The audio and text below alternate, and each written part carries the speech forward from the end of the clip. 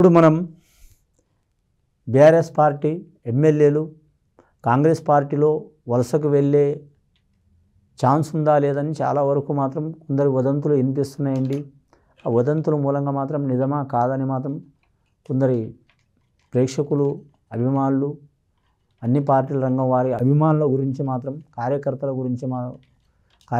ఆలోచన మూలంగా మనం జానకిరామ్ని అడిగి చూద్దామండి.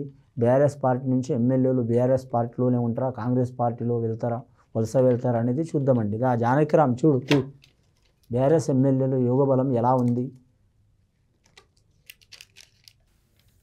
ముఖ్యంగా చూడాలంటే వారి జాతకంలో చూడాలంటే బీఆర్ఎస్ పార్టీలో ఉన్న ఎమ్మెల్యేల పార్టీ యోగబలం చూడాలంటే మాత్రం ఆంజనేయ స్వామి వచ్చిందండి. భక్తాంజనేయ స్వామి వచ్చిందండి. భక్తాంజనేయ స్వామి అంటే మాత్రం రాముడు ఎక్కడుండు, సీత ఎక్కడుండంటే గుండెని చీల్చి చూపించిండండి. అసంటి జాతకం ఉంది. బీఆర్ఎస్ ఎమ్మెల్యేలు మాత్రం కాంగ్రెస్లో వెళ్ళే అవకాశం లేదు. కానీ మాత్రం వారి జాతకంలో చూడాలంటే బీఆర్ఎస్ పార్టీలోనే ఉండే అవకాశం ఉంది. చాలా వరకు మాత్రం బీఆర్ఎస్ పార్టీ గురించి వారు బీఆర్ఎస్ పార్టీతోనే కలిసి ఉండేది ఉంది. అలాగే నియోజకవర్గం గురించి, ప్రజల గురించి మాత్రం వారు పాటుపడే అవకాశం ఉంటుంది. ప్రతిపక్షంలోనే ఉండి వారు మాత్రం అనుకున్నది సాధించే అవకాశం ఉంటుంది. ముఖ్యంగా మాత్రం వారి ప్రాంతాల్లో వారు ఎన్ని ఇబ్బందులు, చికాకులు వచ్చినా సరే మాత్రం స్థిరమైన గుణంలో ఉండే అవకాశం ఉంది.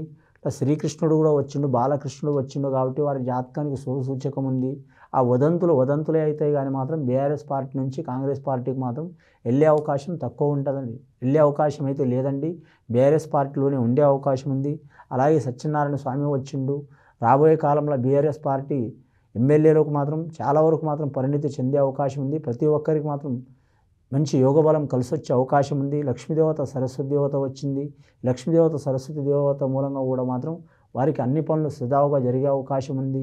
ఎవరి కర్తవ్యం వారు ఖచ్చితంగా వారు పాటించే అవకాశం ఉందండి, చేసే అవకాశం ఉంది. భోళా శంకరుడు వచ్చిండు అని ముఖ్యంగా మాత్రం బీఆర్ఎస్ పార్టీ అధినేతకు మాత్రం చాలా వరకు వారు సహకారం చేసే అవకాశం ఉంది.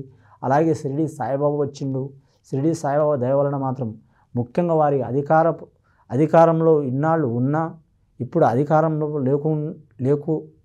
లేకపోయినా ప్రతిపక్షంలో ఉన్నా కానీ మాత్రం ప్రతిపక్షంలోనే ఉండి మాత్రం వారు ప్రజల కోసం మాత్రం తప్పకుండా మాత్రం ఖచ్చితమైన నిర్ణయాలు తీసుకునే అవకాశం ఉంది అసెంబ్లీలో.